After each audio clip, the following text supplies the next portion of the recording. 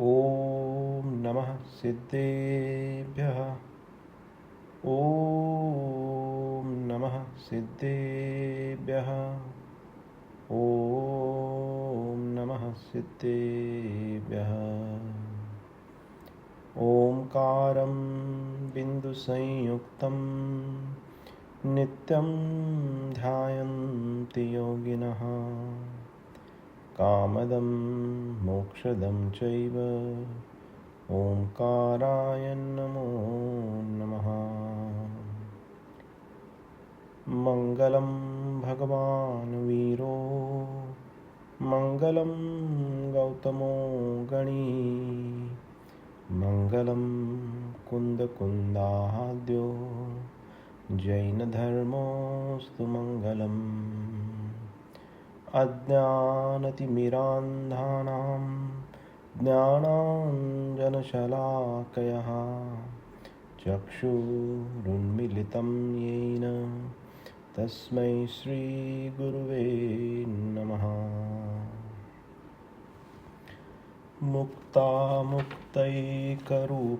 यः कर्मिभिः कर्मभिः संविदादिभिः अक्षयं परमात्मानं ज्ञानमूर्तिर्नमामि तम्।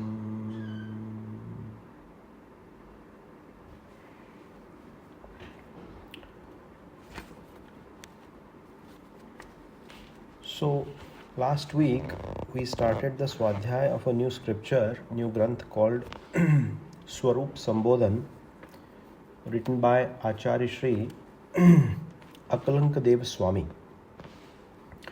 And in our last session we completed the first verse, first shlok of this grantha, and we understood the Mangalacharan, the meaning of Mangalacharan, why it needs to be done, and we broke down the information or the description behind each of the wording of the Mangalacharan. We also understood that in this grantha, Acharya is going to establish the nature of the soul with using opposite properties. And we understood that all the substances and things that are out there, they have differing properties, opposite properties, and they subsist in the object at the same time. So the way of understanding this nature of reality is the non-absolutism, which is what we call as Anekantavad in Jain Dharma, right? So last week we had talked about the soul, the nature of the soul to be free and being bonded at the same time with respect to the karmas and with respect to knowledge. We had talked about the indestructible nature of the soul, Akshayam. Then we had talked about the soul being the idol of knowledge, Jnanamurti. And the one last wording which we had not discussed last time is this Paramatmanam. जिस आत्मा को यहाँ परमात्मा कह रहे हैं, है ना, तो ये परमात्मा जो शब्द है, इस परमात्मा शब्द की व्याख्या अपन ने पिछले समय नहीं की हुई थी, तो उसको अपन अभी करते हैं यहाँ पे। तो देखिए, अपना जो नमोकार मंत्र है, उस नमोकार मंत्र के अंदर दो पद जो हैं वह परमात्मा सूचक पद है। मतलब 5 जो परमेष्ठी बताए हैं नमोकार मंत्र के अंदर, जिनको अपन नमस्कार करते हैं, उनमें से 2 पद ऐसे हैं जो परमात्म पद में स्थित हैं। वे कौन से? तो अरिहंत भगवान और सिद्ध भगवान, ये दोनों भी कैसे हैं? तो कहा ये दोनों भी परमात्मा की कोटि में आते हैं। और फिर जो आचार्य, उपाध्याय और साधु, ये जो आत्माएं हैं, इनका स्थान कहाँ है? क्या इन्हें हम परमात्मा कह सकते हैं क्या? और अगर इन्हें परमात्मा नहीं कह सकते हैं तो इनका स्थान क्या है, किस में आएंगे, कौन सी कोटि में आएंगे, which bracket they will fit it in. तो उसके उत्तर के लिए हमें यह सोचना पड़ेगा कि आत्माओं की जो अवस्था है वह 3 प्रकार की कही हुई है, और वह 3 प्रकार की जो आत्माएं कही हुई हैं वह परमात्मा, अंतरात्मा और बहिरात्मा, ऐसे 3 स्टेजेस हैं आत्मा की। मतलब किस अपेक्षा से, 2 अपेक्षा से, एक तो ज्ञान की अपेक्षा से, दर्शन की अपेक्षा से, और फिर अंत में जो सिद्ध पद को यानी मुक्त स्वरूप को प्राप्त हो चुके हैं, ज्ञानावरण का कंप्लीट जहाँ क्षय हो चुका है, उस अपेक्षा से। तो आत्मा की 3 अवस्थाएं, बहिरात्मा, अंतरात्मा और फिर परमात्मा, ऐसी 3 अवस्थाएं होती हैं। श्री समाधि तंत्र ग्रंथ के भीतर आचार्य पूज्यपाद देव ने इसे कहा है, बहिरंतः परिश्चेति त्रिधात्मा सर्वदेहिषु। सर्वदेहिषु मतलब सभी आत्माओं के भीतर, देही यानी आत्मा। सो सभी आत्माओं के भीतर 3 प्रकार की आत्मा की अवस्थाएं पाई जाती है। बहिरंतरः यानी बहिरात्मा, अंतरात्मा और फिर परमात्मा। तो सिद्ध परमेष्टि और अरिहंत परमेष्टि जो हैं वे परमात्मा कहलाएंगे। और अब आचार्य, उपाध्याय और साधु, ये जो हैं, अब इनकी कैटेगरी कहाँ आएंगी, तो इन्हें कहा जाएगा ये अंतरात्मा है। ये परमात्मा भी नहीं बने हैं।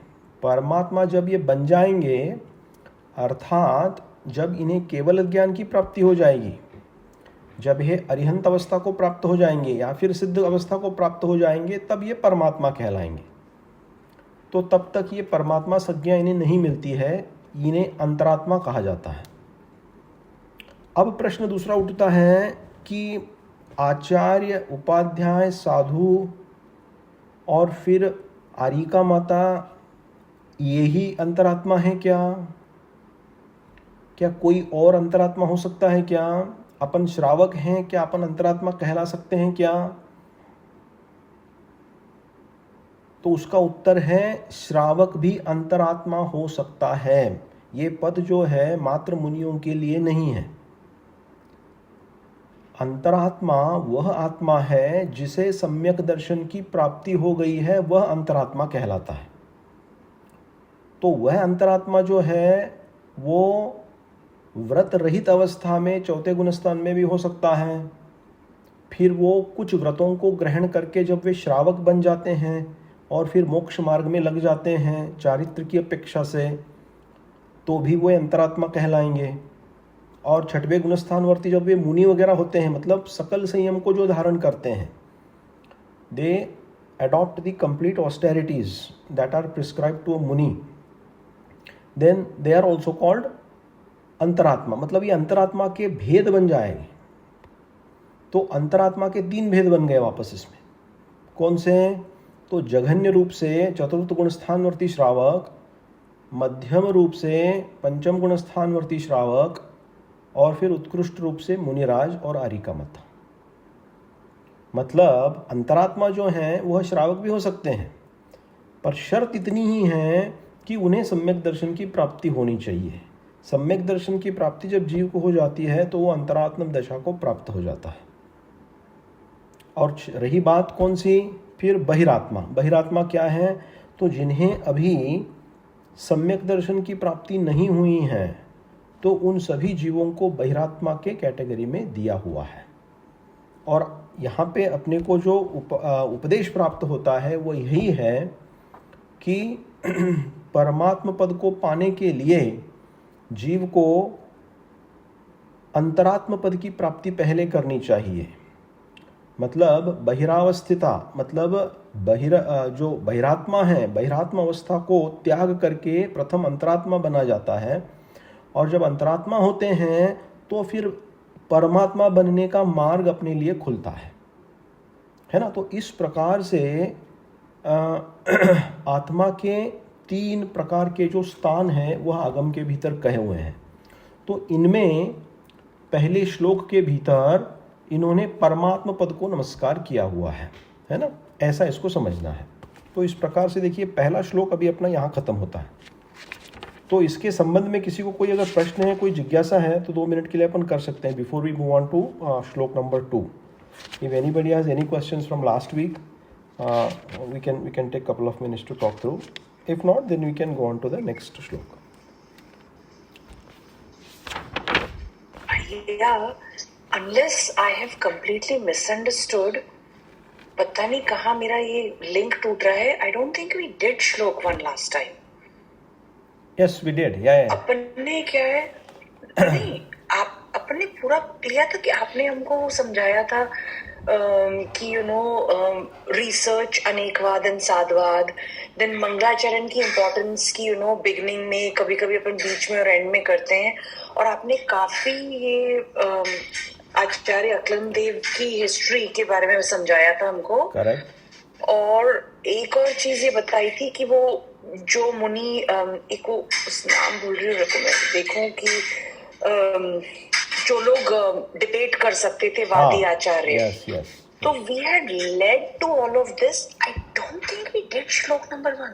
So you are absolutely right. मैंने नोट्स बनाए थे। हाँ, no, I'm glad you're making notes. It's wonderful because it's a one way. Once you make a notes and write something down, it's the best way of retaining the knowledge. The capacity for retainment increases once we start writing down. So it is good you are doing that. तो देखो आपने जो सब बताया है ना, this was all the lead up to that shloka. तो मैंने पहले बैकग्राउंड दिया था और इस बैकग्राउंड में ये सब चीज़ें आपने जो बताई ना वो सब मैंने कवर किया था, और उसके बाद जो है वह अपने एक्चुअल अपन ने श्लोक लिया हुआ था, और उस श्लोक में अपन ने एक कहा था क्या कि आत्मा का स्वरूप मुक्त भी है और अमुक्त भी है ना। और फिर आत्मा कैसी है, अक्षय रूप है, तो अक्षय का स्वरूप क्या था वो समझाया था। फिर आत्मा का ज्ञान के साथ संबंध क्या होता है वो भी समझाया था। तो ये सब डिस्कशन जो है पिछले समय अपना हुआ था। मेरे पास रिकॉर्डिंग है, अगर चाहिए तो मैं ग्रुप में भेज देता हूँ, है ना, बाद में। हाँ भेज देना आप। तो recollect. I don't know why I have zoned out of that part. हाँ, last week we talked about it. I have a recording. I'll send it on the group. JCGB group, अपना जो स्वाध्याय ग्रुप है ना, उसमें भेज दूंगा मैं। Okay. हाँ। Okay, so if don't have anybody other questions, then we'll go on to श्लोक। I just have a quick question. हाँ। तो एक बार जब अंतरात्मा बन जाते हो, उसके बाद जैसे सम्यक दर्शन छूटता रहता है या अगले भाव में, तो चलती रहती है। वंस यू अंतरात्मा। देखो अंतरात्मा जो दशा जो है ना, अभी के देखो 2 चीजें होती हैं अंतरात्मा में। अच्छा प्रश्न है आपका। जब सम्यक दर्शन की प्राप्ति हो जाती है तो सम्यक दर्शन की प्राप्ति काल की अपेक्षा से अगर बात करें, काल की अपेक्षा मतलब अभी पंचम काल की अपेक्षा, तो पंचम काल में जो सम्यक दर्शन प्राप्त होगा उसे कहते हैं क्षापशमिक सम्यक दर्शन, है ना। तो वो एक है। तो क्षापशमिक सम्यक दर्शन ऐसा है, वो छूट भी सकता है, ये पॉसिबल है, अभी होता है ऐसे। फिर दूसरे प्रकार का जो सम्यक दर्शन है उसको कहते हैं क्षयिक सम्यक दर्शन। यानी क्षयिक यानी जो 7 जो कर्म प्रकृतियां हैं जिनके कारण सम्यक दर्शन जीव को प्राप्त नहीं हो रहा है, उनका क्षय हो गया, इसीलिए वे क्षयिक सम्यक दर्शन। तो क्षयिक सम्यक दर्शन जीव जब होगा तब वो किसी भी गति में रहे तो वो हमेशा अंतरात्मा ही कहलाएगा। ठीक है? हाँ ठीक है। हाँ, और और क्षापशमिक सम्यक दर्शन जब प्राप्त होगा, अगर उसका गुणस्थान छूट जाता है तो अंतरात्मपने को तजकर वो वापस बहिरात्मा हो सकता है, और बहिरात्मपने को छोड़ के वापस भी वो अंतरात्मा हो सकता है, ऐसा पॉसिबल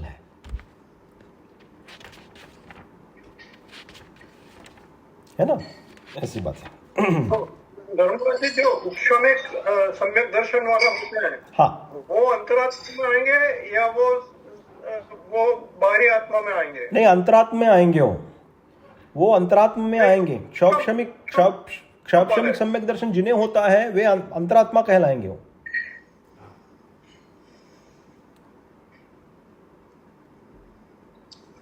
थैंक यू। हाँ हाँ।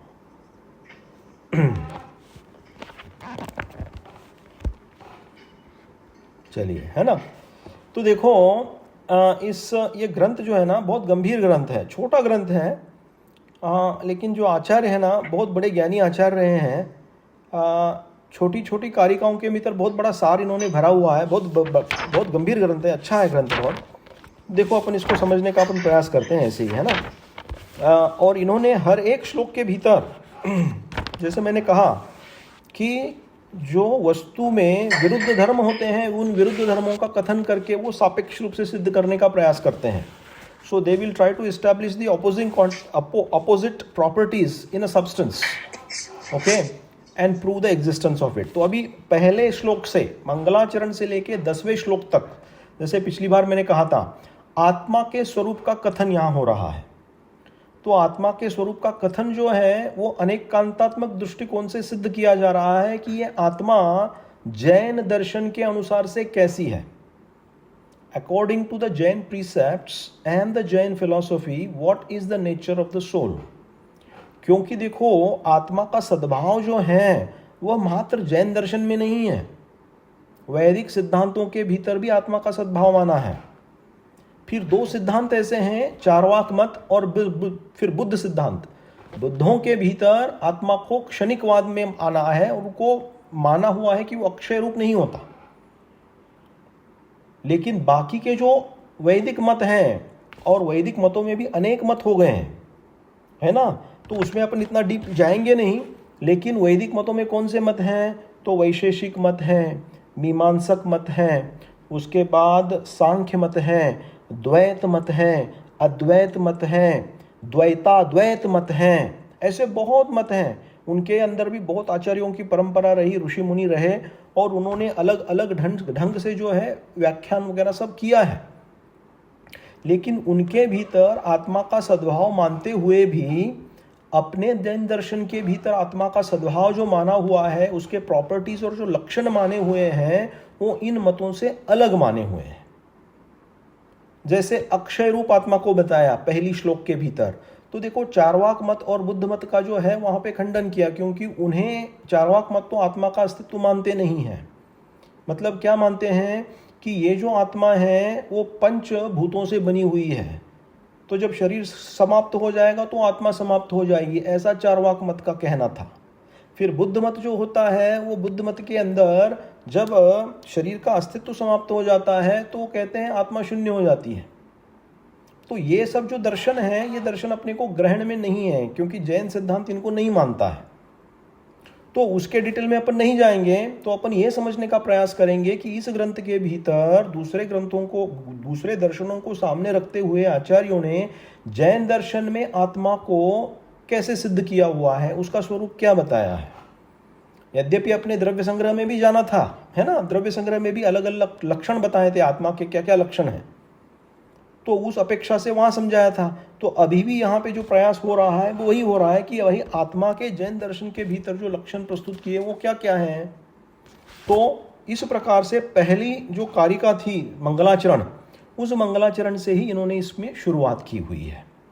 और चूंकि अनेकांतात्मक मत से बताना है उनको, they want to propagate the point of view of non absolutism, i.e. Multiplicity of views, तो इसीलिए हर एक श्लोक के भीतर क्या करेंगे, जो गुणधर्म स्वभाव के विरुद्ध हैं, विरुद्ध अविरुद्ध हैं, उनका कथन करेंगे।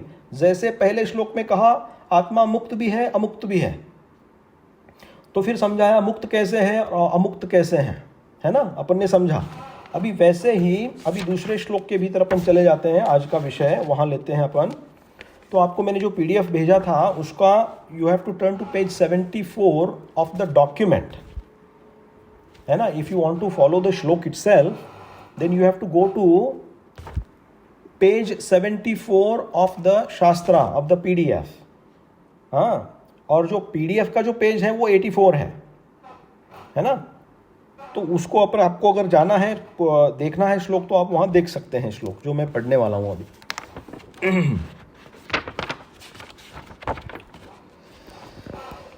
हाँ, so in case anything gets confusing, just stop me and ask me, okay, because this is ये थोड़ा ऐसा हो सकता है कि लोगों को कोई चीज़ समझ नहीं आए, समझ नहीं पड़े, तो आप पूछना। तो देखिए श्लोक नंबर 2, इस ग्रंथ का श्लोक नंबर 2 इस प्रकार से अभी आचार्य देव आत्म तत्व का लक्षण लक्षण कहते हैं कि आत्म तत्व का लक्षण क्या है। तो देखो क्या कहते हैं, सोस्त्यात्मा सोपयोगो यह क्रमात् हेतु फलावह यो ग्राह्यो ग्राह्य नाद्यन्तः स्थित्युत्पत्ति व्ययात्मकः। वापस एक बार पढ़ता हूँ, सोस्त्यात्मा सोपयोगम क्रमात् हेतु फलावह यो ग्राह्यो ग्राह्य ध्यानाद्यंतम स्थित्युत्पत्ति व्ययात्मकः।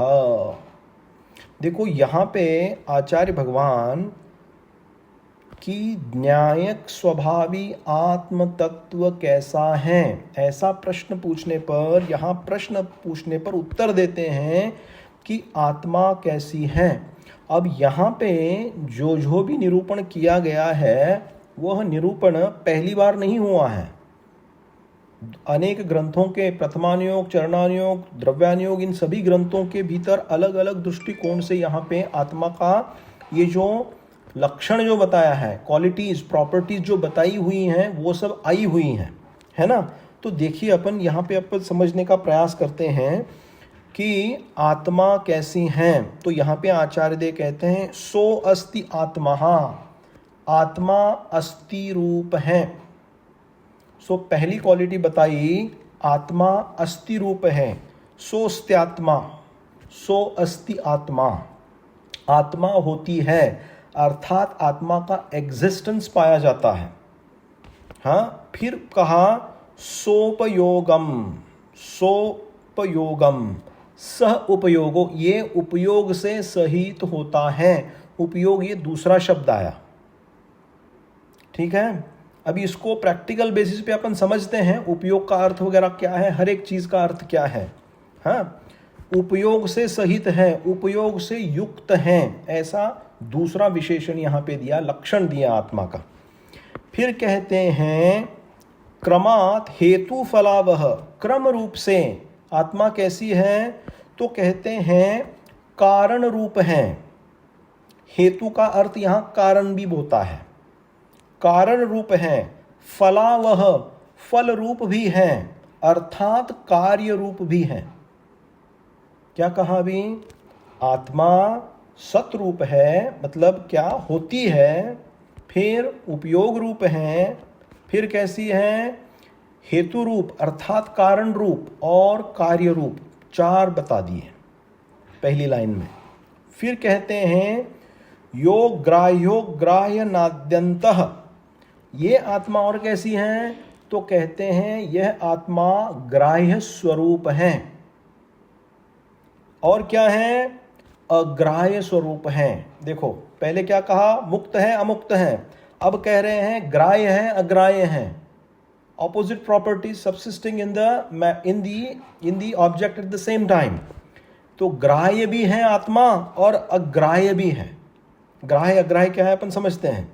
फिर क्या है, अनाद्यंत, अनादि है, फिर अनंत है, और फिर क्या है, फिर कहते हैं स्थित्युत्पत्ति व्ययात्मकः, स्थिति, उत्पत्ति और व्यय, इन तीनों से सहित है आत्मा। तो अपन ने अगर काउंट किया, पहले लाइन के भीतर 4 प्रॉपर्टीज बता दी, नीचे की में 5 बता दी। इस प्रकार से यहाँ आत्मा के जो लक्षण बताएं, आत्म तत्व के 9 प्रकार के लक्षण इस कारिका के भीतर आचार्य देव ने प्रस्तुत किए। ठीक है, अब हम इसको क्रमवार रूप से एक एक को समझने का अपन प्रयास करते हैं। What is it that is being established here? सो अस्ति आत्मा, आत्मा होती है। अस्ति का अर्थ होता है इन एग्जिस्टेंस। अब ऐसा क्यों कह रहे हैं कि आत्मा होती है, एग्जिस्टेंस है? अब इसका उत्तर बाद में भी आएगा, क्योंकि अपन जैसे आप मुझे देख रहे हो, मैं आपको देख रहा हूँ, मैं मेरे सामने पड़ी जिनवानी है, रखी हुई जिनवानी है, विराजमान की हुई जिनवानी है, उसको पढ़ रहा हूँ, श्लोक पढ़ रहा हूँ। आजू बाजू की चीज़ें मैं देख रहा हूँ मेरी आँखों से, मेरी बुद्धि से वही प्रोसेस कर पा रहा हूँ, समझ पा रहा हूँ, I am able to do this, but I can not do it that way. And about आत्मा, अबाउट सोल, तो कोई फिर पूछेगा कि आत्मा की एग्जिस्टेंस है कि नहीं, डज आत्मा एग्जिस्ट और not? So Acharya is saying आत्मा सो अस्ति आत्मा, आत्मा होती है। वह कैसी है? तो कहते हैं आत्मा सतरूप है, होती है अर्थात सतरूप होती हैं।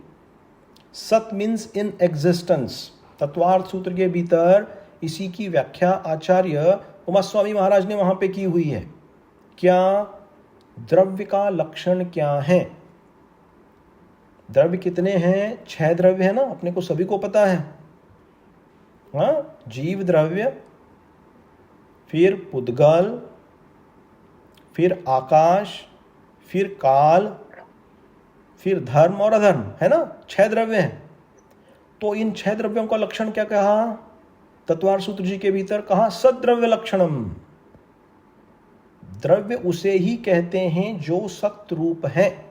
सत का अर्थ, सत ये शब्द जो है संस्कृत में है, इसका अर्थ होता है one that exists, one that is in existence.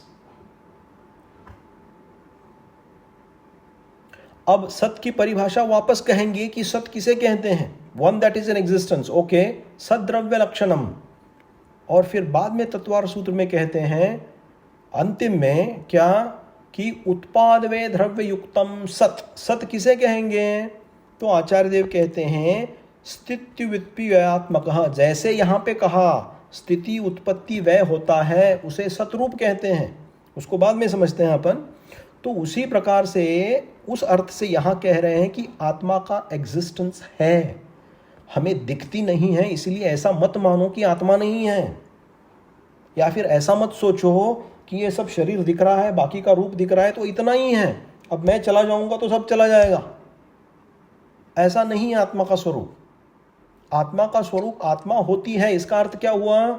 इसका अर्थ यह भी हुआ कि जिस शरीर में मैं बैठा हूं, जिस शरीर को हम सबने ग्रहण किया हुआ है, इस शरीर से भिन्न है, इस शरीर से अलग है, क्योंकि आत्मा शरीर नहीं है, शरीर आत्मा नहीं है। सो यहां पे इसलिए कह रहे हैं सो अस्ति आत्मा, आत्मा का सद्भाव है, आत्मा सतरूप है, आत्मा होती है। अच्छा, आत्मा अगर होती है तो आप ये समझाओ कि आत्मा कैसे होती है? तो फिर उन्होंने कहा योगोपयम सोपयोगोयम सह उपयोगम। तो आत्मा कैसी होती है? अभी आपने कहा कि आत्मा का एग्जिस्टेंस है, आत्मा है, तो दूसरा फिर लक्षण उन्होंने बताया उपयोग से युक्त होती है, स उपयोगम स आत्माना। अच्छा, अब ये उपयोग शब्द आया है ना, तो जैन दर्शन में आत्मा के संबंध को दिखलाने वाला ये एक पारिभाषिक शब्द है। हाँ, देखो तत्वार्थ सूत्र जी के भीतर अगर आपने तत्वार्थ सूत्र का स्वाध्याय किया है तो तत्वार्थ सूत्र में पहले अध्याय से लेकर 4 अध्याय तक एक ही द्रव्य का वर्णन है, जीव द्रव्य का वर्णन है। 4 अध्यायों में बटा हुआ है। एक द्रव्य को बताने के लिए 4 अध्याय लगे आचार्य देव को। तो तत्वार्थ सूत्र के दूसरे अध्याय में वे कहते हैं कि जीव द्रव्य का जैसे पहले लक्षण अन्य द्रव्यों का लक्षण बताया, क्या सद्रव्य लक्षणम, वैसे जीव द्रव्य का लक्षण बताओ। तो वहां पे तत्वार्थ सूत्र में कह दिया उपयोगो लक्षणम, उपयोग ही जिसका लक्षण है वह जीव है। वह जीव यानी क्या? आत्मा है। सिद्धि किसकी हो रही है? आत्मा की। लक्षण किसके बताए जा रहे हैं? आत्मा के लक्षण बताए जा रहे हैं। तो पहले में कहा सो अस्ति आत्मा, आत्मा होती है, आत्मा का सद्भाव रहता है, आत्मा इज इन एग्जिस्टेंस, आत्मा soul is an existential entity. So how do you prove the existential entity of this soul? Then we go on to the next property that says सोपयोगोयम सह उपयोगोयम। यह आत्मा जो होती है वह उपयोग से सहित होती है। अब उपयोग क्या है भाई, अब इसको समझते हैं उपयोग का अर्थ क्या लेना। यद्यपि कई लोगों ने इस शब्द को सुना होगा पूर्व में, है ना। उपयोगो लक्षणम, जैसे तत्वार्थ सूत्र में कहा। उपयोग का जो शब्द है ना, ये जैन दर्शन का पारिभाषिक शब्द है। There is no equivalent word to describe upayog in English language. I have done lot of research on this. Loosely saying, what we can say is the quality of consciousness is उपयोगा। लेकिन जब हम कॉन्शियसनेस कहते हैं तो consciousness को और एक नाम से पुकारा जाता है जो सबको पता है, चेतना। चेतना को भी हम कॉन्शियसनेस ही बोलते हैं। और उपयोग को यहां समझाने के लिए क्या कहा जाएगा, इट इज विथ कॉन्शियसनेस। ये उपयोग स्वरूप है।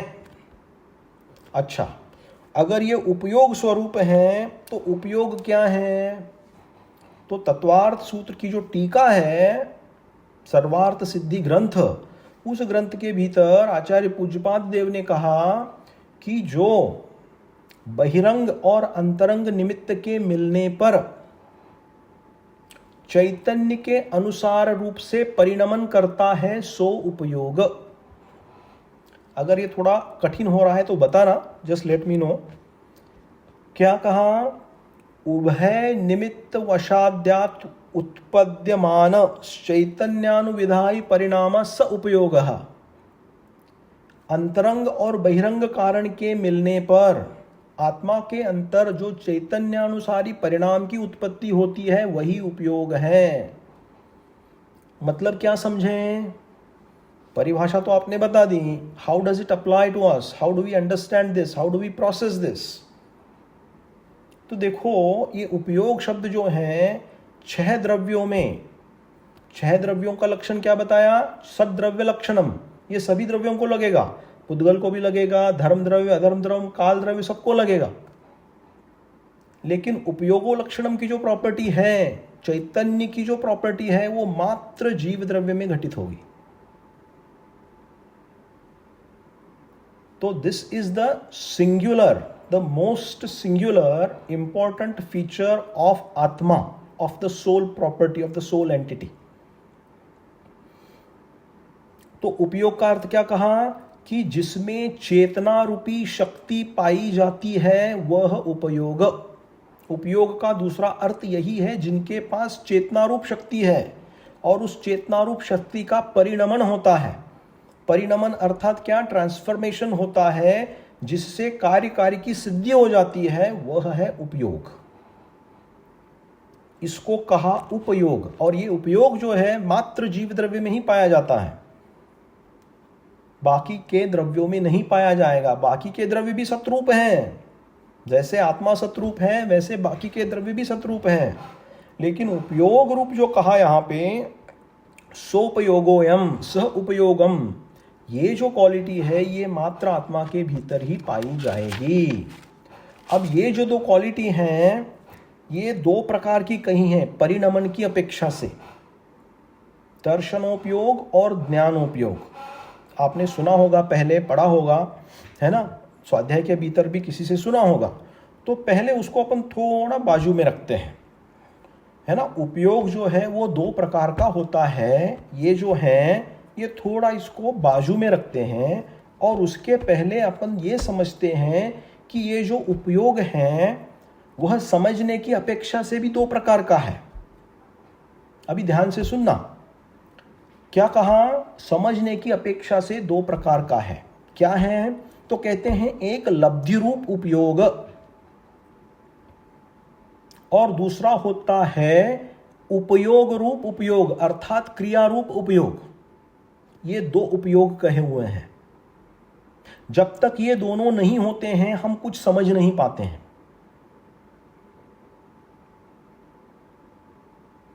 लब्धि रूप उपयोग मतलब क्या, कि जो आत्मा की क्षयोपशम लब्धि है।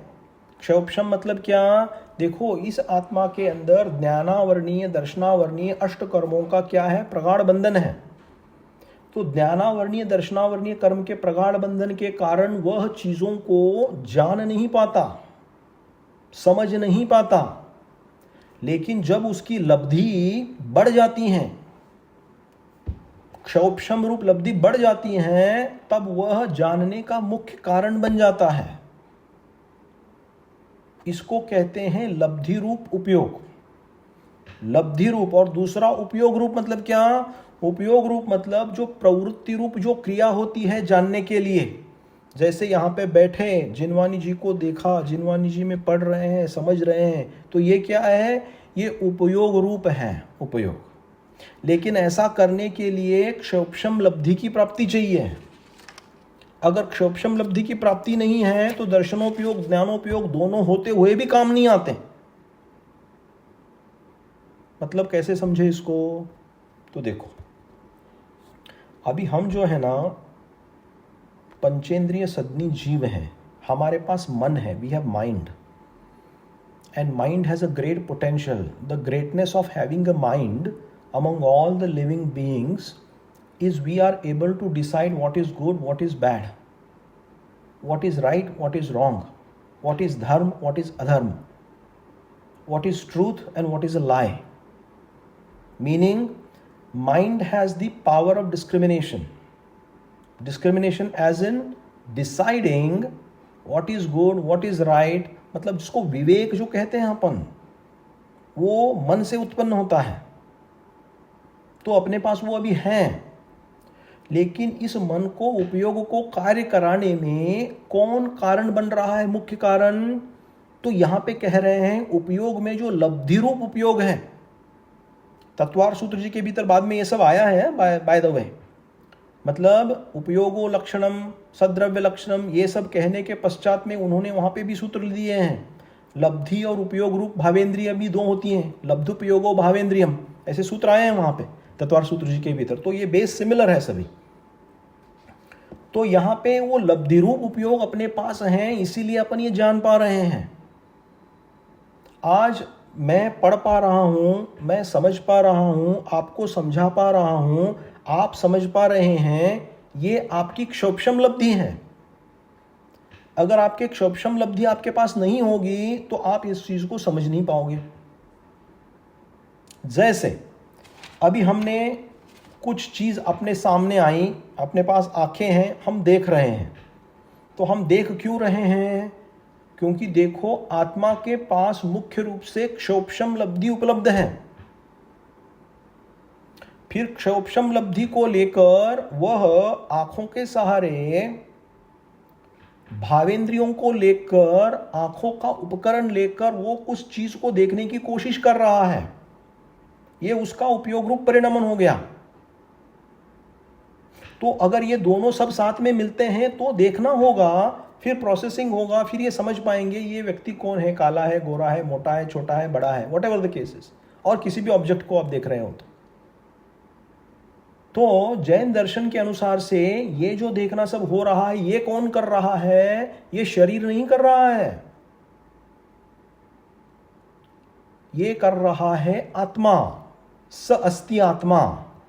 और आत्मा के पास ऐसी क्षयोपशम लब्धि है, इसीलिए हम देख पाते हैं। और that is why we are able to not only see, understand and process and decide what is the nature of the things we are seeing. We are able to determine and decide. अब इसी चीज को आप घटाओ कि क्या है, एक अंधा व्यक्ति है। अब अंधे व्यक्ति के पास क्षयोपशम लब्धि है क्या? तो क्षयोपशम लब्धि उसमें है, क्योंकि उसमें 5 इंद्रियां हैं, मन है, सब हैं। लेकिन क्षयोपशम लब्धि होने के साथ उसके पास उपयोग रूप परिणमन करने की शक्ति नहीं है, क्योंकि उसके पास आंखें नहीं है। तो उसके पास आंखें नहीं है, इसीलिए आप जो कुछ चीजें देख रहे हैं वो देख नहीं पाता। तो इसके करने में जो बहिरंग में जो है, ये हमारी आंख है, वह कारण बन जाती है। ये निमित्त कारण है। तो ये निमित्त कारण जब होंगे और साथ में आत्मा की क्षोभशम लब्धि जब होगी तब हम जान पाएंगे। अच्छा, अभी हम पंचेंद्रिय हैं, सदनी है, हमारे पास मन है, हम सोच सकते हैं, विचार कर सकते हैं, अच्छे बुरे का निर्णय कर सकते हैं। ऐसे जिनके पास मन नहीं है ऐसे जीव नहीं कर सकते। तब वो कैसे जानेंगे? तो उनके पास जितनी इंद्रियां हैं और उन इंद्रियों के साथ जो उनकी क्षोभशम लब्धि है उसके अनुसार से ही उतना ही उनका जानना होगा, उससे ज्यादा नहीं। इसीलिए क्या कहा? इसीलिए सम्यक दर्शन की प्राप्ति के लिए पंचेंद्रिय सदनी होना अति आवश्यक है, भव्य होना। और कंडीशंस भी है, लेकिन उसमें मुख्य कंडीशन क्या बताई? कि वह पंचेंद्रिय होना चाहिए और सदनी अर्थात मन सहित होना चाहिए। The person has to be with manifestation of mind. क्यों? अगर ये हुई तो ही सम्यक दर्शन के प्राप्ति के वह लायक बनता है व्यक्ति। और इसमें भूमिका मुख्य जो अदा करता है वो आत्मा की जो क्षोभशम रूप लब्धि है और लब्धि उपयोग करती है। तो ऐसी उपयोग करने वाली शक्ति किसी अन्य द्रव्य के पास नहीं है, मात्र आत्मा के पास है। Only the soul entity possess this unique characteristics of upayoga. Others do not have, and we use this upayoga every single day of our life. From the time we are born, from time we are dead. We cannot work without it. अपने को ऐसा समझ नहीं आता है क्योंकि अपन ने आध्यात्मिक और आगम के दृष्टिकोण से अपन ने इसको प्रोसेस नहीं किया हुआ है, जाना नहीं है। लेकिन इसके बिना हमारा एक भी काम नहीं बनता है।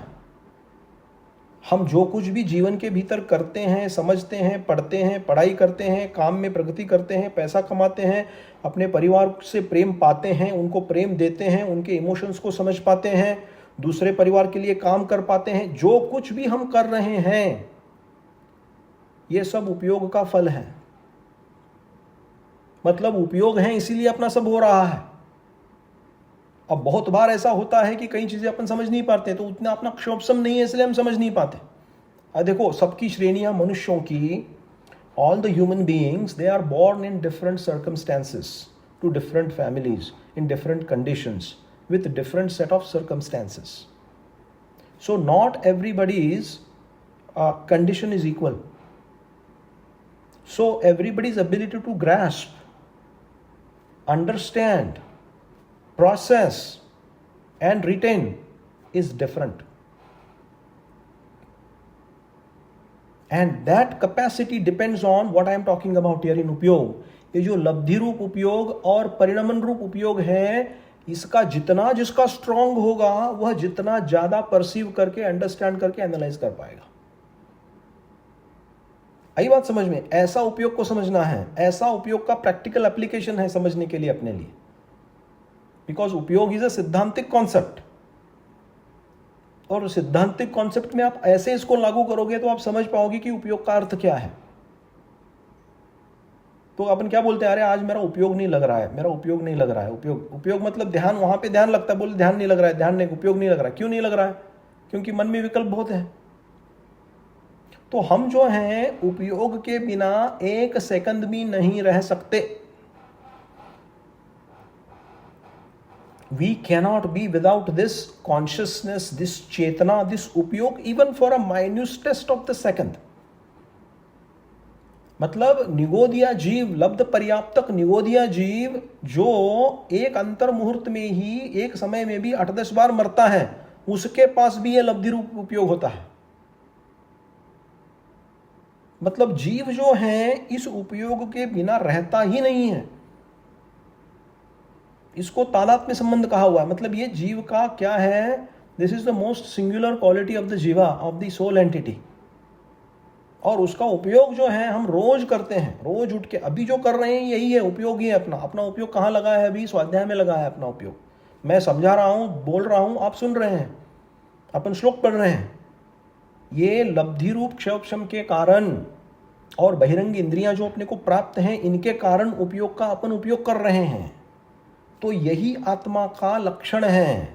ये चीज मात्र आत्मा ही कर सकती है, पुद्गल नहीं कर सकता, धर्म द्रव्य नहीं कर सकता, अधर्म द्रव्य नहीं कर सकता, काल नहीं कर सकता, आकाश नहीं कर सकता।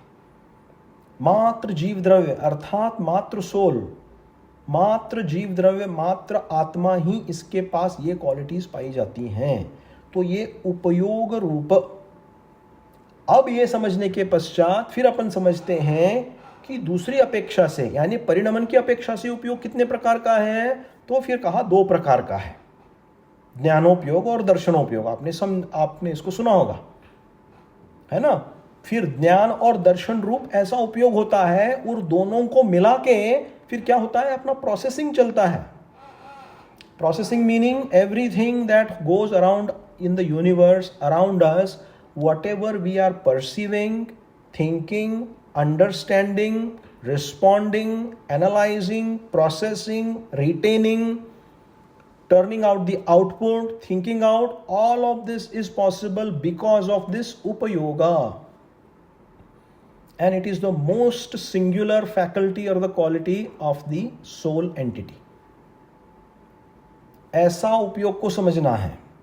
ये उपयोग सब में होता है, जो जीव द्रव्य हैं उन सब में होता है, और जिनके पास मन है और 5 इंद्रियां हैं उनमें ज्यादा होता है। आप देखो, आप जो ये हैं, एनिमल्स भी हैं, और जो मन सहित हैं, वो देखो आपकी भाषा समझते हैं, आपके इमोशंस को समझते हैं, वो प्रोसेस करते हैं, आपको रिस्पॉन्ड करते हैं। ये सब क्या है, ये भी उनका उपयोग है। दर्शनोपयोग, ज्ञानोपयोग, जीव के साथ ये हमेशा पाया जाएगा। तो इस प्रकार से यहाँ आत्मा के लिए आचार्य देव कह रहे हैं दूसरी क्वालिटी कि स उपयोग, अर्थात उपयोग से वह सहित हैं। तो हम क्या सहते हैं, आत्मा कैसी है। तो एकदम सिंपल में कहा जाता है ज्ञाता दृष्टा है ना। ज्ञाता यानी जानने वाला, दृष्टा यानी देखने वाला। तो ये बहुत ही सिंपल परिभाषा हो गई समझने में आने के लिए। तो ये ज्ञाता दृष्टा रूप जो लक्षण है वही दर्शनोपयोग, ज्ञानोपयोग है। लेकिन इसके पीछे कार्य करने वाला जो रब्धि रूप उपयोग है, परिणमन रूप उपयोग है, फिर उसके साथ में जो द्रव्येंद्रियां प्राप्त है, जो पुद्गलकृत है, उनका उपयोग लेकर हम सारी दुनिया को समझ पाते हैं, सुन पाते हैं, चीज पाते हैं। अगर वो नहीं होती हैं तो कार्य की सिद्धि नहीं होती है। अर्थात अपने को जो कहना है, करना है, सुनना है, बोलना है, वो नहीं बोल पाते हैं। तो इस प्रकार से इसलिए आचार्य देव ने क्या कहा कि जब बहिरंग और अंतरंग दोनों ही कारण के मिलने पर आत्मा के चैतन्यानुसारी परिणाम जब होते हैं तो वही उपयोग है आत्मा का। सर्वार्थ सिद्धि ग्रंथ है ना। थोड़ा अपन डिटेल में जा रहे हैं इसमें। तत्वार्थ सूत्र जी के भीतर जब आप टीकाओं को पढ़ेंगे लेके तभी इस डिटेल तक आप जा सकते हो। जब उन डिटेलों का आधार नहीं लेंगे, टीकाओं का आधार नहीं लेंगे, तो ऊपर से समझाने के लिए फिर ज्ञानोपयोग रूप है, दर्शनोपयोग रूप है, ज्ञानोपयोग का ऐसा है, दर्शनोपयोग का ऐसा, ऐसा लिखा दिया जाएगा, और वो भी समझने के लिए एक लेवल तक काफ़ी है।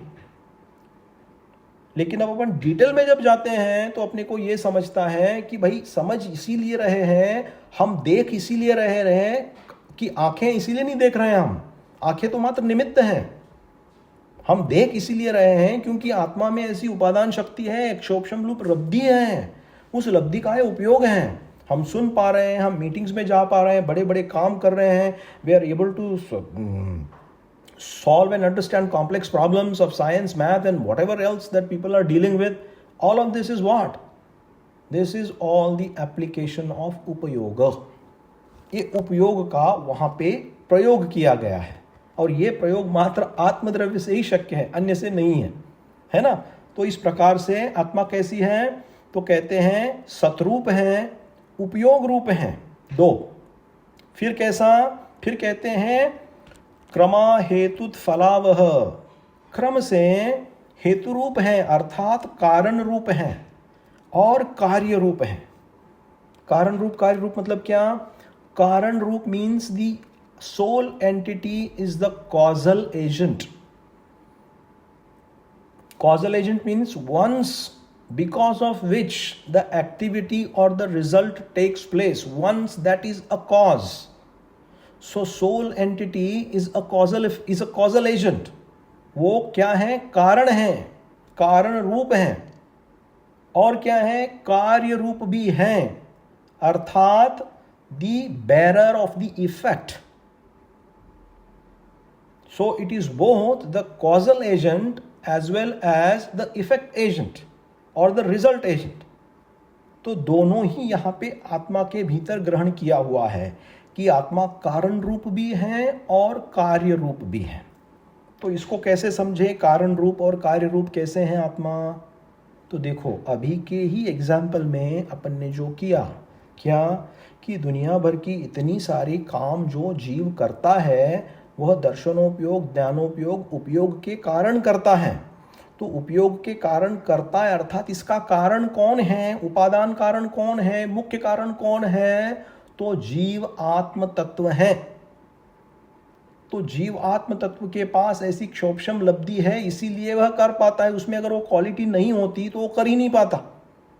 तो यही उसका क्या है, कारण रूप है, मतलब हेतु है। It is the causal agent, it is the cause of the result that is going to take place. देखो जैन सिद्धांत मैंने बहुत बार अपने स्वाध्याय में कहा हुआ है, द्रव्य संग्रह के भीतर भी अपन ने कहा था इसको, दूसरे स्वाध्याय के भीतर भी कहा था। दुनिया में जो कुछ भी काम हो रहा है, आपके पर्सनल जीवन में जो कुछ भी कार्य घटित हो रहे हैं, जो कुछ भी परिस्थितियां अच्छी बुरी जो कुछ भी आई हैं, ये सब क्या हैं? ये सब कार्य हैं। और जिनागम का अकाट्य सिद्धांत, अनब्रेकेबल प्रिंसिपल क्या है? कारण के बिना कभी भी कार्य नहीं होता है। Without cause there is no effect, without cause there is no result. So whatever is happening, whatever will happen, whatever has happened, there has to be a reason behind it, i.e. the cause behind it. Without cause the result does not take place. कार्य कारण का सिद्धांत जिनागम के भीतर ये हमें आचार्य देवों ने बताया हुआ है कि कोई अगर कार्य हुआ है उसके पीछे कारण कोई ना कोई तो है जरूर। अपन बहुत बोलते हैं ना, पता नहीं ऐसा क्यों हो गया, ऐसा नहीं होना था, पता नहीं ऐसा क्यों हो गया, बोलते हैं अपन। लेकिन कोई भी अच्छा कार्य हुआ हो, बुरा कार्य हुआ हो, अपने मन के अगेंस्ट हुआ हो, अपने मन के साथ हुआ हो, जैसा अपने को चाहिए वैसा हुआ हो, जो कुछ भी हुआ है, it does not happen without a reason. Reasons have to be present. Without reason nothing happens, shortly. सो इस हिसाब से अगर अपन देखें तो इसीलिए कहते हैं आत्मा कार्य रूप भी है और कारण रूप भी है। तो कारण रूप इसीलिए है क्योंकि ऐसी क्वालिटीज आत्मा के भीतर ही पाई जा रही हैं। और जब वो कार्य रूप होगा, अर्थात उसका जब रिजल्ट आएगा, तो रिजल्ट को कौन भोगेगा? रिजल्ट किसे मिलेगा? आत्मा को ही मिलेगा। तो इसीलिए आत्मा कारण रूप भी है और कार्य रूप भी है।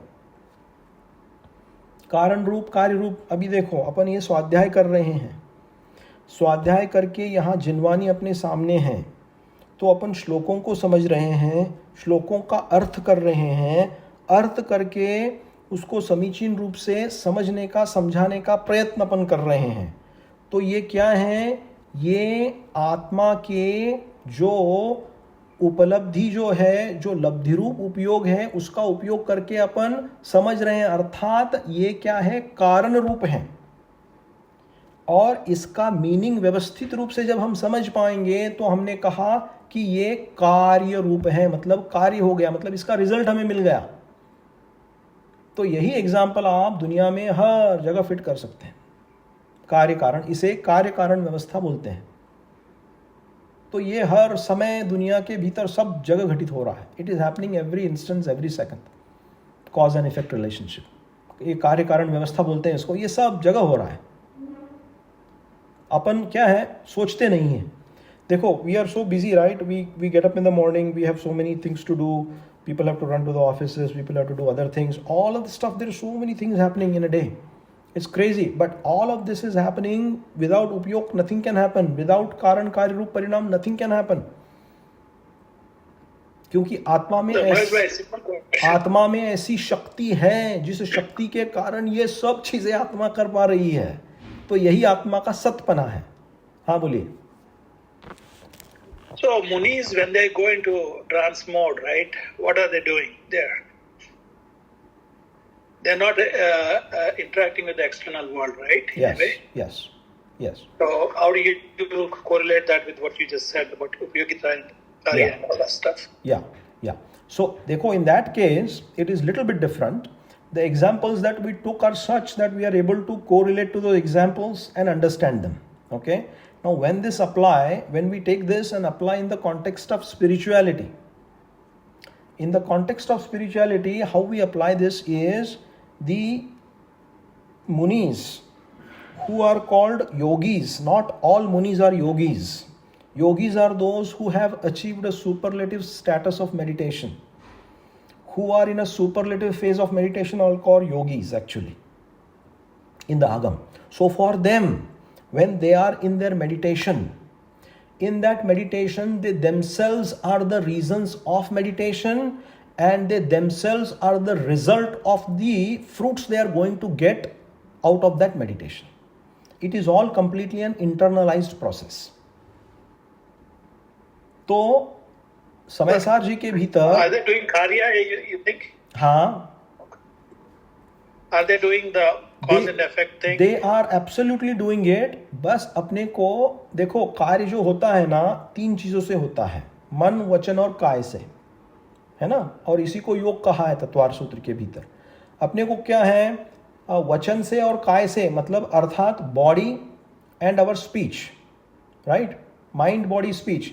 जब तक अपन माइंड को अपन देख नहीं पाते हैं, जब तक अपने को बॉडी दिखती है और स्पीच दिखता है, पर अपने को लग रहा है कि कार्य हो रहा है, कुछ हो रहा है। लेकिन ऐसा जरूरी नहीं है कि हर टाइम जो है इसमें बॉडी और स्पीच हो ही हो एक्टिव रूप से, वो इनएक्टिव रूप से वहां रहेगी। लेकिन एक्टिव रूप से मेडिटेशन के स्टेट पे क्या चल रहा है, तो सब जो काम चल रहा है, it is all internalisation, it is all internal stuff that is happening through the mind. और जिस पॉस्चर में, जिसमें योगी बैठ के ध्यान करते हैं, तो वहां पे शरीर भी उनका क्या बन जाता है, निमित्त कारण बन जाता है बहिरंग से। लेकिन क्रिया जो हो रही है सब कहाँ हो रही है, अंदर में हो रही है, अंतरंग में हो रही है। और इसी को समयसार के भीतर आत्मा को कारण आत्मा और कार्य आत्मा समयसार, यानी कारण समयसार और कार्य समयसार, ये थोड़ी बड़ी बात हो गई। कारण समयसार और कार्य समयसार आत्मा को ही कहा हुआ है, क्योंकि आत्मा ही आत्मा के द्वारा, आत्मा के लिए, आत्मा का शोधन करके आत्मा को पाता है ना। तो ये जो सारी क्रियाएं जो हो रही हैं, ध्यानावस्था रूप क्रियाएं, that is a very, it's a superlative state of of mind, but everything is happening internally in one's mind, in one's knowledge, जो अपने को दिखती नहीं है। Thank you for clarifying that. जय जिनेन्द्र धर्मराज भाई, एक क्वेश्चन था।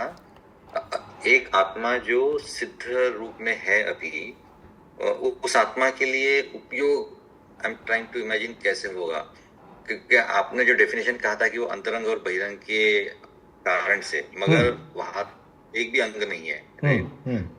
और दूसरा जैसे कारण और कार्य स्वरूप, अभी जो आत्मा सिद्ध स्वरूप में है वो किसी चीज का कारण नहीं है, राइट, और न ही उस आत्मा को कुछ कार्य स्वरूप कुछ फल मिल रहा है। तो आई एम लिटिल कंफ्यूज कि मतलब ये जो डेफिनेशन है, जैसे हमारी आत्मा, मेरी आत्मा के लिए ये परफेक्टली करेक्ट है, मगर जो आत्मा जो सिद्ध स्वरूपी है उसके लिए ये definition I am not able to correlate. ठीक है, अच्छा प्रश्न है। क्या आपको सभी को प्रश्न समझ में आया कि इन्होंने प्रश्न पूछा है कि हम जब संसारी होते हैं, अपने इसमें जो अभी तक जो एग्जाम्पल दिए हम समझ पा रहे हैं, लेकिन इसको सिद्धावस्था में हम कैसे फिट करेंगे, प्रश्न ये है सिंपलिस्टिकली, राइट। क्योंकि सिद्ध भगवान तो क्या होते हैं, उनमें शरीर नहीं होता, मन वचन काय रूप क्रियाएं नहीं होती हैं। तो मन वचन काय रूप क्रियाएं नहीं होती हैं, तो उनका उपयोग कहाँ जा रहा है, उपयोग को वहाँ कैसे समझेंगे, ये प्रश्न है। तो देखो, वहाँ पे एक बात है कि वहाँ पे भी आत्मा का परिणमन हमेशा चलता रहेगा। अपन ने क्या बोला पहले, कि ऐसी कोई भी अवस्था नहीं है जिस अवस्था में सोल एंटिटी का, आत्मा का उपयोग नहीं रहे। अब प्रश्न इतना ही है, वह उपयोग कौन से प्रकार का है। अब पुण्य पाप की अपेक्षा से और कर्म के फलदान की अपेक्षा से जब हम चर्चा करते हैं, तो ये उपयोग भी 2 प्रकार का हो गया। देखो, उपयोग के कितने प्रकार अपन ने देख लिए, दर्शनोपयोग, ज्ञानोपयोग रूप उपयोग, लब्धि रूप, परिणमन रूप उपयोग, और फिर अब दूसरे उपयोग की बात कर रहे हैं। वो उपयोग है एक शुद्धोपयोग और एक अशुद्धोपयोग, है ना। अब सिद्ध भगवान जो हैं, वह सिद्ध भगवान सभी कर्मों से मुक्त होकर शुद्ध हो गए हैं। तो शुद्ध होने के कारण उनमें भी परिणाम होंगे, उनके भीतर भी उपयोग घटित होगा, लेकिन अपने में जैसे अशुद्ध उपयोग यानी अनेक प्रकार के सांसारिक विकल्प जैसे उत्पन्न होते हैं वैसे उनको उत्पन्न नहीं होंगे। उनकी मात्र अंतरंग में एक ही पर्याय चलेगी और वो है शुद्ध पर्याय। और वह शुद्ध पर्याय जो है मात्र वो स्वसंवेदन रूप अपना जो ज्ञान है जो शुद्ध हो चुका है उसका ही वे संवेदन करते हैं, और वो संवेदन भी जो है ये उपयोग ही है उनका। तो अर्थात अभी अपना जो उपयोग है this is impure of impure nature. When we go into the purity of the Siddhatma, then we will not have any of the impure activities, impure things that we say, impure speech and impure mind, because there will be no mind there. तो वहाँ क्या, वहाँ आत्मा ही रहेगी. There will be a soul entity and that soul entity will be manifested with pure उपयोग. ऐसा उसका स्वरूप होता है सिद्धों में. थोड़ा समझने के लिए अलग है वो, क्योंकि संसारी जीवों की विवेचना जो की हुई है वो अलग जाति से की हुई है, और संसार के पार होकर जो निकल गए हैं उनके लिए थोड़ी सी विवेचना अलग है, लेकिन उपयोग हमेशा ही रहता है. जी आपने दो बात बताई कि लब्धि और उपयोग. हाँ, जो लब्धि अपन बोल रहे हैं, हाँ, माय क्वेश्चन इज कि अपन जो ज्ञानावर्णी दर्शनावर्णी ये बोल रहे हैं, इनको अपन लब्धि में बोलेंगे कि उपयोग में लेंगे इनको? हाँ, इन सभी को लब्धि रूप में लेंगे अपन, क्योंकि उस जाति की लब्धि जब तक अपने को आत्मा का एक क्षोभम रूप परिणाम मतलब जो अपने आत्मा के ऊपर जो ज्ञानावर्णी दर्शनावर्णी कर्म के आवरण है, जो ऑब्स्क्योरिंग जो पर्दा है, वो पर्दा जब तक कम नहीं होता ना तब तक अपनी उपलब्धि बढ़ती नहीं है लब्धि. तो वो लब्धि उस अपेक्षा से अपने को लेनी है. तो फिर आप लोग उपयोग के अंदर अपन सम्यक ज्ञान सम्यक दर्शन बोल सकते हैं, तो उनका उपयोग में. हाँ बिल्कुल. ज्ञान सम्यक दर्शन ज्ञान जो है ये देखो ये चेतना का परिणमन है. हाँ, नहीं, माय क्वेश्चन इज, हाँ, जैसे अपन योग में कहते हैं योग, तो योग के अंदर अपन इंद्रिय बोलते हैं. हाँ, फिर नेक्स्ट अपन बोलते हैं बल योग. हाँ, बल योग, और बल के अंदर मन वचन और काय बोलते हैं. बिल्कुल. काय इज द चेतना, नॉट द इंद्रिय. हाँ, एम आई राइट? हाँ, ये जो चेतना जो है, देखो आपने क्या लिया, बल लिया ना, बल का उपयोग लिया अपन ने, राइट. और बल में आपने क्या क्या, मनोबल, क्या बोला आपने? मनोबल वचन बल. हाँ, और काय बल. हाँ, मनोबल वचन बल काय बल. तो ये मेरा क्वेश्चन है कि मनोबल वचन तो इनको तो चार बोल दिए. हाँ, और काय को अपन चेतना बोलते हैं, जिसमें आहार आ जाता है और आहार में नो कर्म वर्गणा आ जाती है. नहीं वो, हाँ नहीं वो अलग हो गया. देखो काय का अपन ने जो लिया, काय बल जो लिया ना आपने, मार्गणा स्थान में और गुण स्थान में जो वर्णन आया हुआ है उसका आप ले रहे हो, वो काय मार्गणा अलग है. वो काय, उसमें काय का जो उपयोग लिया है वो शरीर रूप कहा हुआ है. और अपन जो लब्धि रूप उपयोग जो बोल रहे हैं, लब्धि ये आत्मा का विशिष्ट परिणाम है, और ये लब्धि का जो परिणाम है वो अपने कर्म के क्षय और उपशम से तैयार होता है. जैसे और एक एग्जांपल देता हूं. देखो ये विषय कठिन है, इसीलिए मैं बोल रहा हूं, जैसे जैसे मैं जा रहा हूं ना, जो प्रश्न आ रहे हैं आप पूछो. यूजुअली मैं प्रश्न अंत में लेता हूं, लेकिन ये थोड़ा ग्रंथ कठिन है समझने के लिए, तो बहुत प्रश्न आ सकते हैं. देखो एक व्यक्ति है जो विकलांग है, डिफरेंटली एबल्ड पर्सन है ना. तो डिफरेंटली एबल्ड पर्सन में क्या होगा कि उनको भाई अपने की जैसी माइंड की अलर्टनेस है उनको नहीं रहेगी, है ना. somebody who is mentally not well equipped, okay, so उनकी जो उपलब्ध जो लब्धि रूप उपयोग है उनका बहुत कम है. आत्मा है, लेकिन लब्धि रूप उपयोग कम होने के कारण उनके पास इंद्रियां हैं, सब कुछ है, लेकिन अपना जैसा समझ पाते हैं वैसा वो समझ नहीं पाएंगे. जैसे कोई पागल व्यक्ति है, उसको पागल इसीलिए कहते हैं कि वो प्रोसेस नहीं कर पा रहा है. अब ये सिद्धांत उसमें आप कैसे घटाओगे? तो उसको ये कहा जाएगा कि भाई तेरे पास आत्मा तो है, ज्ञानोपयोग रूप है, दर्शनोपयोग वो भी तेरे पास है, लेकिन जो आत्मा का लब्धि रूप उपयोग है तेरे में कम है, इसीलिए तू पागल हुआ है। इसीलिए जो चीज़ें मैं समझ पा रहा हूँ, ऑर्डिनरी आदमी समझ पा रहा है, वो पागल व्यक्ति नहीं समझ पाता है। तो ये लब्धि की कमी है, ये आत्मा के उपादान की शक्ति की कमी है ये, तो इसको लब्धि रूप उपयोग कहा हुआ है, ऐसा समझना इसको। दो वर्ड समझना, एक तो लब्धि और उपयोग बोला और उपादान। हाँ, तो उपादान तो अपन कारण बोल दिया ना। हाँ, उपादान इस कारण। करेक्ट, उपादान कारण, कारण का एक प्रकार है उपादान कारण, correct. Thank you very much, Yes. Thank you, हाँ, अप्रिशिएट। हाँ। तो धर्मराज भाई, लब्धि रूप उपयोग और ज्ञान, जो ज्ञान जो पता है वो दोनों सिमिलर है क्या? जैसे दर्शन में ये होता है, तो मतलब दर्शन और ज्ञान दोनों से हमें मतलब एक आपने दो डेफिनेशन बताई। देखो, एक मैंने कहा दर्शनोपयोग, एक कहा ज्ञानोपयोग, है ना। दर्शनोपयोग होता है, ये हमेशा जो ज्ञानोपयोग होगा वो दर्शन के सहित होगा, ऐसा न्याय है, ऐसा सिद्धांत है। अब दर्शन जो है वो अपन समझ नहीं पाते हैं। दर्शन मतलब देखना नहीं, दर्शन मतलब देखना ऐसा बोल सकते हैं, लेकिन ऐसा देखना नहीं। दर्शनोपयोग, जिस चीज़ को अपन छूते हैं उसमें भी दर्शनोपयोग है, क्योंकि पांचों इंद्रियां काम कर रही है ना अपनी। तो किसी चीज को छूने से भी अपने को ज्ञान होता है, तो किसी चीजों को छूने से ज्ञान होता है, उसमें भी दर्शनोपयोग है। तो दर्शन का अर्थ ये नहीं है मात्र देखना, मतलब आंखों से देखना, ऐसा दर्शन का अर्थ नहीं लेना। तो पांचों इंद्रियों के साथ में मन का, आत्मा का जो दर्शन रूप उपयोग है, उस उपयोग से जो जानने की शक्ति आत्मा में है, प्रतिभास, मतलब जो इनिशियल अंडरस्टैंडिंग का एक फेज जो है, उसको आगम के भीतर दर्शन उपयोग कहा हुआ है। तो जब भी ज्ञानोपयोग होगा वो दर्शन के साथ ही सहित होगा। तो आप सुबह से उठ के रात्रि तक सोते में जो भी आप चीजें प्रोसेस कर रहे हो, ये every instance both of these things are at play, every single second, without which you will not be able to comprehend anything. But the only thing is that we are not able to understand दर्शनोपयोग, क्योंकि वो दिखने में नहीं आता है अपने। तो ऐसे बोल सकते कि ज्ञान उपयोग और लब्धि उपयोग सिमिलर लग रहा है मुझे दोनों। नहीं, जैसे एक उपयोग is like a Darshan kind of. नहीं, पहले आप लब्धि को समझो। लब्धि ये जो है ना, आत्मा की शक्ति है, दोनों में कंफ्यूज मत करो, दोनों अलग कॉन्सेप्ट्स हैं।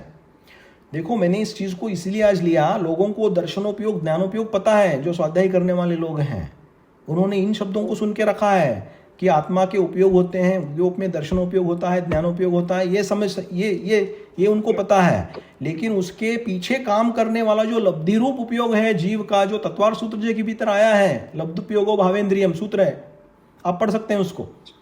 तो वो लब्धि रूप उपयोग है, इसके ऊपर किसी का ध्यान जाता नहीं है।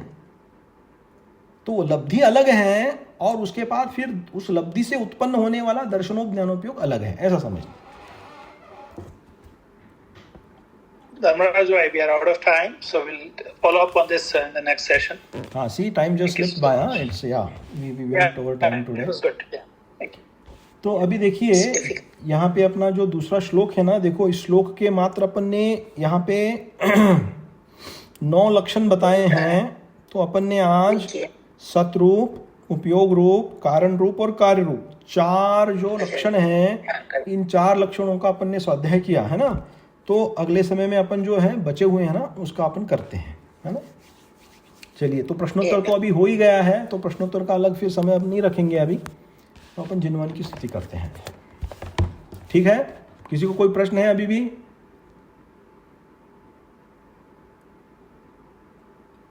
एक प्रश्न है। हाँ बोलिए। Okay, next time we'll talk to next time. Thank you. Okay, आप लिख के रखिए उस प्रश्न को next time, so you don't forget. So next time will deal with it, या। चलिए, जिनवाणी की स्तुति करें अभी। जिनवाणी भारती तो ही जपो दिन रैन, जो तेरी शरणा लहे सो पावे सुख चैन।